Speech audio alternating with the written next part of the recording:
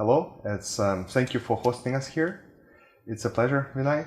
I would like to ask you a few questions. Some of them would be personal questions about your life, what you do, and also I'd like to touch upon our society that we live in and how blockchain technology can potentially shape our society and what dangers and risk it might have or maybe solve. Right now, I'm in the kind of middle of setting up a new VC fund. Yes. We are hoping to invest in what you talk about as intersectional technologies.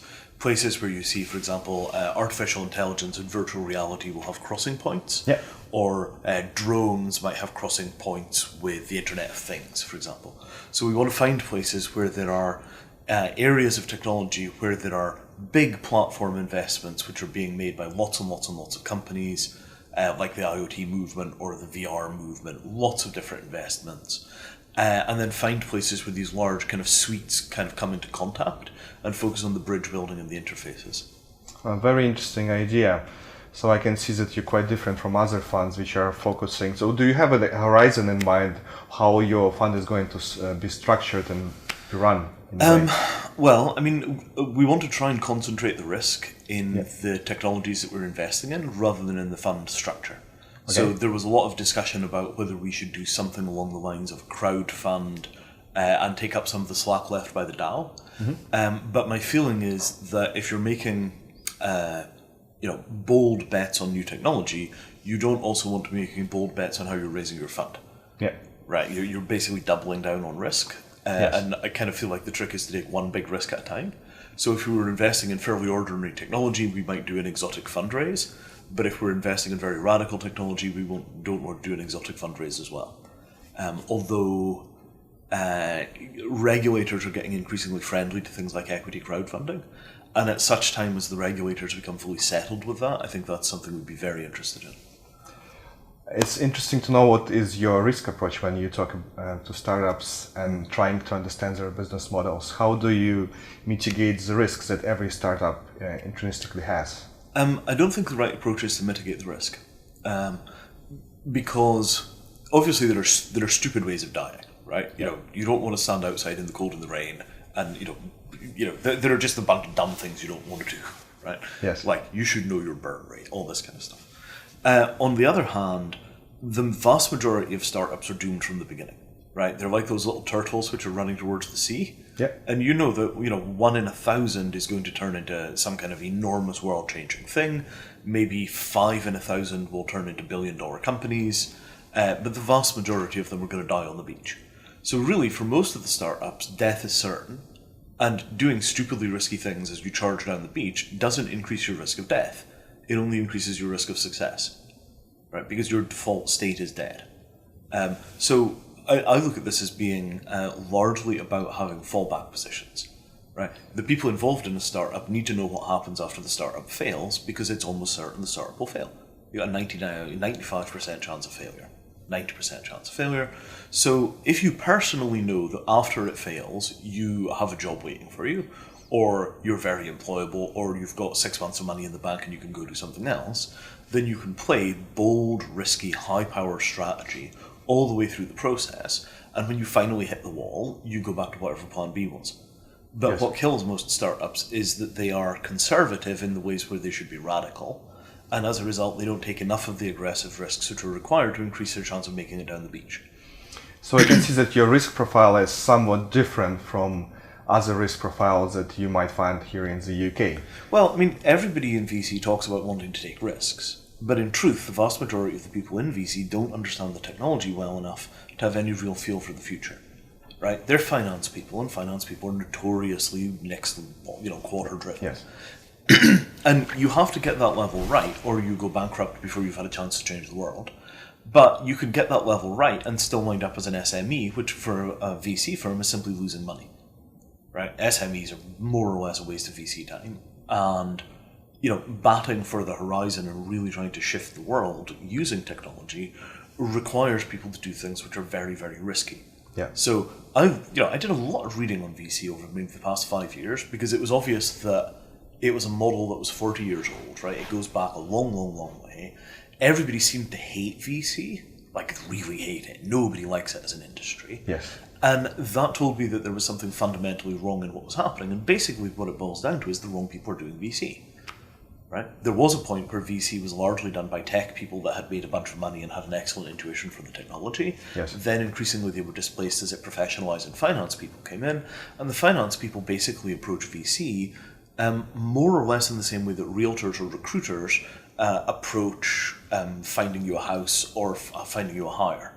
They don't really understand what they're doing, they've never built a house, they've never written a line of code, so they come into this whole thing where the primary tool that they have for getting the deal done is bluff. Oh yeah, we really understand this technology, this is so disruptive, it's really amazing. It's like, if I go out of the room and come back 20 minutes later and ask you to describe what we do you remember? Have you actually internalized it? Or is it basically just product?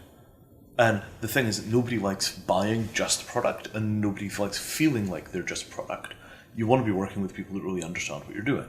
So I think that a lot of the VC world has been basically treating startups like product. Not having the deep technical feel, not having a clear world model about what will succeed or what will fail, not having clearly defined politics, which is incredibly important. I mean, Uber is political, Google is incredibly political, Facebook is incredibly political. You can't avoid that kind of stuff. And that doesn't fit inside of the relatively sterile box that VCs attempt to abstract the game down to. I come out of a defense, security, and resilience background. So for me, I really understand that, technology shapes the world in which policy then occurs, and that this is a fluid interface and it's moving increasingly rapidly. Anything which is going to make it to kind of unicorn status, which is going to really, really move the dial, is going to have political implications, and that doesn't fit inside of this kind of product ecology. Right? You need much deeper understanding, and you need a much more clearly defined perspective to make this stuff go. Very interesting approach, definitely different from most of the VCs here in the UK. Well, this is the whole. But maybe you can also tell us what would be the key evaluation points in terms of evaluating prospects, startups that you're going to invest into. Well, so the intersection thing is the core idea, right? If you're working in a position where you have a company which spans 2, 3, 4 of these fundamental platforms, then in all probability you get a certain amount of uplift simply because you're sitting on top of $20 billion of other people's money. And that's kind of a good place to be, right? If you have a prototype which uses VR and AI together, and it kind of sort of works now, if you do nothing other than keep your prototype up to date, 3 years from now the VR will be unrecognisably better, 3 years from now the AI will be unrecognisably better, and you get enormous amounts of uplift for just being there and keeping your stuff working. So things which are just kind of sort of okay now, that use these commodity platforms, will be spectacularly good in a few years. And we know that will happen because we're basically making strategy up an exponential curve. Very interesting point, and actually you touched upon the technologies that it's constantly evolves. It's not something which is stable. We almost so do we actually live in a modern society? Can you say that we live in a modern world, or because technology is constantly evolving, it's not something that we can actually say? Well, do you know the guy William Gibson, science fiction author? Yes. So Gibson says the future is here, it's just not evenly distributed yet. So in this house, we went out and bought basically one of everything that was kind of frontline consumer new technology. So there's a robot which vacuums the floor, there's a VR system, and there's a simple IoT system. And all of this stuff is on, you buy it off Amazon, you don't need to go to some weird little supplier, it's just there for the having. You plug it in, you turn it all on, and people come into the house and play with the equipment. And there's a point where they're just like, wait a minute, 25-year-olds who are looking at this stuff like, I didn't know this was possible. Yeah, it's possible. When did it become possible? A year ago, 6 months ago. These things are 2 or 3 years old. But they're not something that the culture is lagging behind the technology. So people don't really understand that VR went from being basically tomorrow's technology to being actually here now and it works. The Microsoft HoloLens, you put this on people's heads, they stare in wonder. It's like science fiction. Yes. How the heck does this work? Well, it's a computer on your head and it's got a screen. Oh. And so that lag... So are you talking about a new digital divide in a way, because it's been evolving so fast, even in a Western society, which actually currently occurs? So I don't think of it as being a digital divide. I think of it as being a lag. Right? Culture takes a long time to change. Is it a good thing, this lag? I don't really think it's a good thing or a bad thing, right? It's just a fact of nature, right? I mean, like it rains or it's sunny. Human nature takes time to adopt and to acclimatize to new ideas. Humans are, I don't want to say they're innately conservative, but culture is innately conservative. So here you talk about innovation, and as you said, innovation needs time to be adopted by people, and maybe not all of them will sort of get used in the future. It cuts a little deeper, right? So you bring in 25-year-olds who you would think would be fully adapted to the present, right? They're young, right? And they get disorientation when they encounter consumer goods they haven't seen before. And I mean consumer goods, right? There's nothing esoteric about Amazon's Alexa. They are selling the heck out of that thing at every opportunity. Yes. You go onto Amazon, you'll see 4 adverts for it on the front page alone. It's not wild and radical new stuff, but you actually get into a position where people are interacting for the first time, and they go through an event horizon. It's like, oh, this is science fiction, right? Something that was impossible is now in front of me. I don't really know how to relate to it. People compulsively play with these things and poke them and try and figure out what their limits are. Yes. And what we're seeing is this kind of constantly moving event horizon between the possible and the impossible. And the line is now moving so quickly that nobody understands where the line is. And that's the new phenomenon. It's very interesting, actually, point that. But how do you differentiate what is innovation and what is pure consumerism? Where is the line between a new tablet and something which is truly innovative? We can't tell, right? I mean, Airbnb at the time looked like a cheap alternative to a hotel, right? But what it's turned out to do is completely change the way that, for example, the rootless global nomad functions. Yes. Because you can Airbnb your way through a kind of second-tier city for the same price as paying rent a year at a time in a first-tier city. Yeah. So you make a very small lifestyle adjustment, and all of a sudden you're completely dislocated in space, and you can go anywhere you like on the same budget that you were going to spend staying at home if you stayed in New York. Nobody would have foreseen the cultural change that would come out of making accommodation a little bit cheaper and a little more fluid. Same thing with Uber. It used to be infeasibly expensive to take a black cab 3/4 of the way across London with a bunch of people at 2 in the morning because you were coming back from a party. There were people that were just far away that I never saw except in a work context because they socialised in places that it would cost me £75 to get back from. You bring Uber into that equation, I see way more of my friends than I would otherwise. And these are tiny little shifts, but the cumulative social impact of that is enormous. Do you believe that it also has effect on cultural differences? So we don't have just one point to start with, but we have different cross-referencing points in terms of the cultural structures in society and what potential effects it has on risk, for example. Well, this I think is social media, right? So the fragmentation of reality that's occurring, particularly in America because of social media, is staggering. Yes. And in Europe, we've always had that fracturing of reality because we had different language groups. Everybody understood that the German-speaking press reported the story differently from the English-speaking press. Absolutely. What nobody understood was that the West Coast press and the Texas press had similar differences. We didn't really understand that America was fractured because they all had one language, and social media has brought those fractures into full visibility. That one, frankly, scares the pants off me, because if we can't agree on the facts, how are we going to make decisions together? And if we can't make decisions together, how do we hold society together? So about society, for example, Bauman was saying that it has become liquid. Do you believe that technologies like blockchain can potentially bring some structures back into society? And if yes, is it a good thing? How it would change the relationship between the agency, human agency, and institution?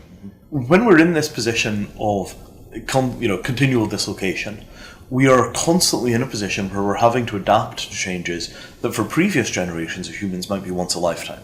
Yeah. And now it's once every 3 years. Yes. I think that we are on the last real round of pure digital innovation.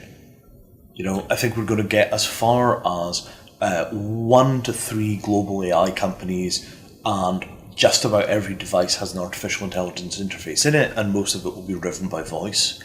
I think you'll see blockchain-like structures used for more or less all tracking, all management, most finance. Yes. And that, in a sense, I think is where digital technology stops.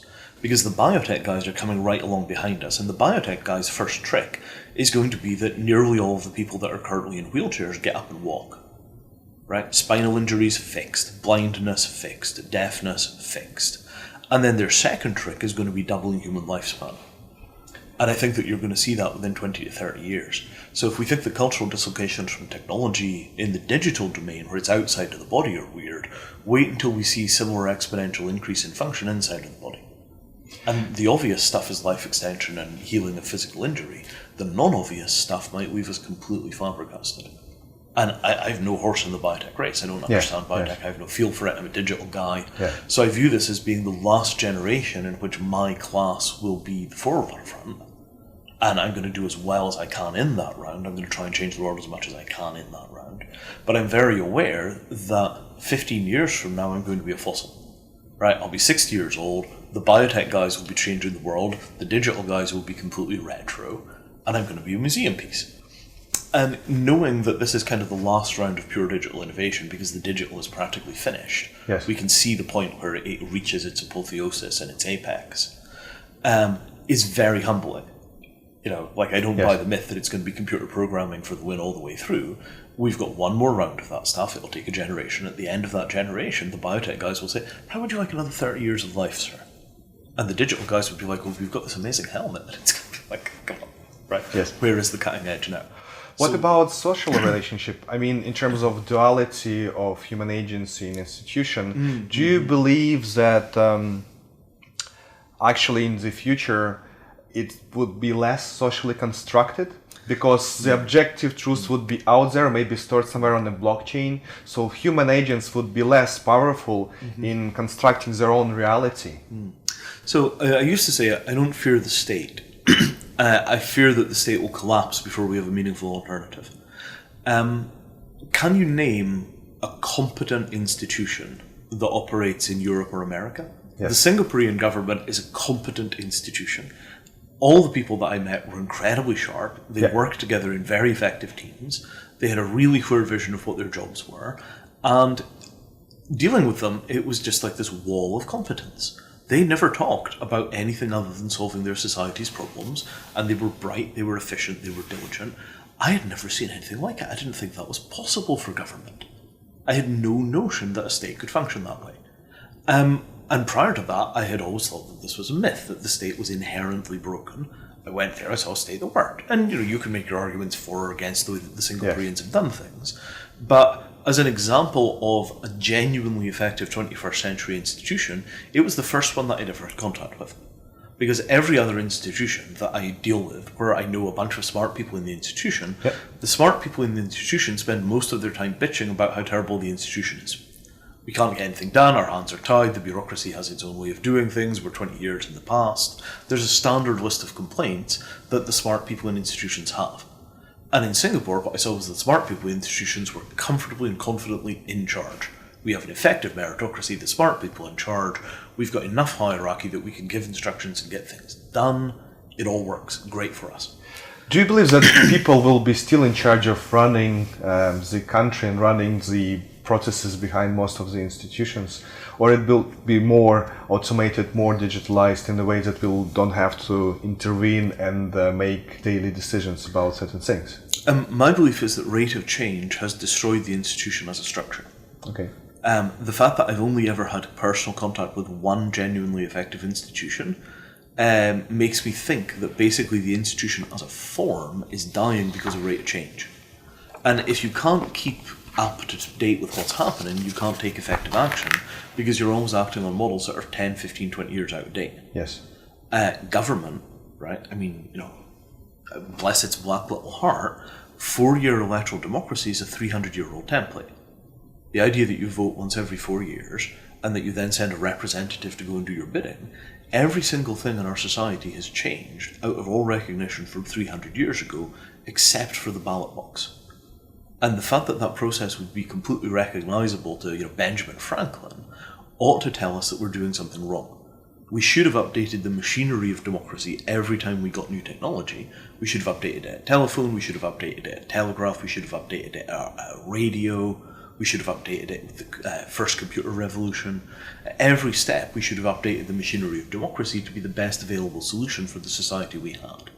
And we didn't do that. When you say the machinery, do you mean the engagement of people? Well, so democracy is meant to be about representing the will of the people. And we've got much better mechanisms for doing that now than we had 300 years ago. We just don't use them. So what we have is 300 years of built-up lag between the technical possibility for representing the will of the people and the technical reality of it. Yes. So if we'd updated the democratic structure, the democratic form, every 50 or 60 years, new technology comes in, we make a small adjustment, new technology comes in, we make a small adjustment, we could have continually fine-tuned for more and more and more popular engagement over time. So you said about voting and giving more opportunities for people to interact with government, to be able to express what they really think. But in order to do that, people need to have access to information.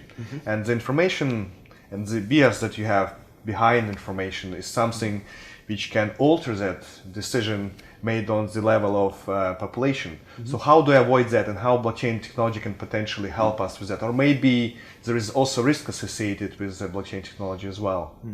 Well, so the way that I see this is that we cannot expect people to make informed decisions because the world is moving too fast for anybody to be informed. Right? If you try and follow a complete understanding of the available signal, yes, right, it's not going to happen. Right? You've got access to 25,000 newspapers in 600 languages, or something like that. I'm making these numbers up, but you know what I mean. So you could build a pretty comprehensive understanding of how the world operates. You could get first-hand reports from an enormous number of events because people are there with cameras, and you could synthesize a fairly accurate world model on that basis. The problem is that one day's feed would take you 2 or 3 years to process. So we're in a position where we've got enormous access to information, but we have very little access to synthesis except by filtering. We throw out practically everything, we hire somebody to do our thinking for us, and then we get on with our day-to-day decision making. Yes. So the problem is no longer information scarcity, it's synthesis, the impossibility of synthesis. And when you talk about synthesis, then obviously we have a question about quantitative and qualitative information, and it's much easier to make your decisions and to narrow them down if you have quantitative information, but maybe the most valuable one is the one which brings the context. Yes, how do you solve that problem, and do you see that AI, for example, or blockchain will help us to solve those problems? As we are right now, I don't think it's possible to solve the problem. Right? We're in a position where we've simply got more information than a human being can process, yes, and it's being added to more quickly than even teams of human beings can process. So I seem to remember that YouTube has something like 2 years of video uploaded every hour or something crazy like this. It might be 10 times that, yes, might be 100 times that. And in that position, how are we supposed to sense-make this infinite stream of information? Right? And the answer is we can't. Right? You have this enormous river, and you have some kind of skeletal macro narrative. You've got some kind of sketch on the back of an envelope that you use to interpret the river that goes past you. Yes. And it's only when you get constant feedback that the sketch you have on the back of an envelope is totally inaccurate that you begin to modify it. Because human beings cling to their ideas long after the data has changed, because of this lag factor between taking in information and changing our minds. So do you believe in objective truth yourself? There are certainly things that you can measure objectively. So the scientific method, for example, is a pretty decent mechanism for defining objective truth inside of the hard sciences. Right? Social sciences, I think there are some real problems. The whole weird thesis, that most of the social science studies were done on Westerners, and turns out they don't generalize for the rest of the world, that kind of stuff, important. But basically, outside of a laboratory setting where you're replicating an experiment, it's extraordinarily difficult to nail down objective truth, particularly when you cross a language barrier. So if an event happens and almost everybody involved is a Russian speaker, and you try and get an objective representation of that event into English, you're automatically going to lose a whole bunch of the context of what happened inside of people's heads because of the Sapir-Whorf hypothesis. Yes. Right? Your language representation, my language representation are different because our native tongues are different. So it's not that there is no objective truth. There's plenty of objective truth out there in a lab context, but as soon as we get into the interpretation of human affairs, you see what I'm saying? Yes. Right? So if we use the blockchain as a mechanism for attempting to record what people did, this works pretty well in constrained environments.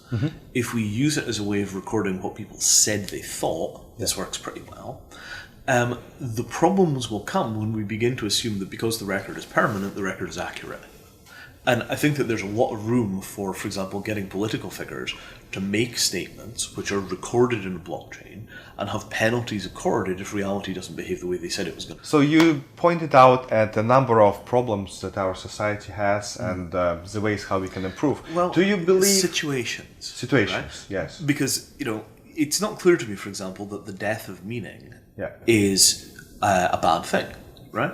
Because most of the meaning that human beings have made up for themselves over history has been blatantly, obviously nonsense, right? Almost every myth that human beings have made to explain history has turned out to be flawed. Once you get a better model of history, once you get better archaeology, the stories fall apart. And there's almost no historical story which has turned up to stand up to the kind of test of modern scholarship. Yes. So if we stop expecting to be able to explain ourselves against these macro stories in a way that makes sense, what may happen is that we might begin to accept just how random and chaotic life and the world are and find good ways of responding to that reality. So rather than papering over in the cracks with new mythology, Yes. maybe we stop making mythology and we live in the chaos. Okay, so this chaos that you're talking, is it just a condition of our society or is it an illness? And if it's an illness, what diagnosis would you give to the societies that we live in? No, I think it was always the case. I think that chaos has been constant since probably the invention of language, but that to get rid of the chaos, people have made up mythologies. I see. The rate of change has made it almost impossible to make up a mythology which will allow you to cope with the facts. Right? It's really hard to tell a story that in some way encompasses. Like the singularity is the last attempt, right? We're going to tell a story about how all the computers are going to come together and make God. Yeah, you're talking crap, right? Not going to happen. Not the way the world works, not the way AI will work. I can give you 50 reasons I don't think that will happen. But the singularity in many ways is the last great myth that people are telling to cope with the fact that change is going faster than their ability to make myth. Yes. So if we can't make myth anymore, and we have to admit, we don't really understand what's going on. We've got a handful of scientific fact and a few thousand litres of opinion, and then inside of this we have to make decisions. Maybe we get used to the idea that we're really dealing with unknowns. Yeah. Because humanity has always been really bad at dealing with the unknown.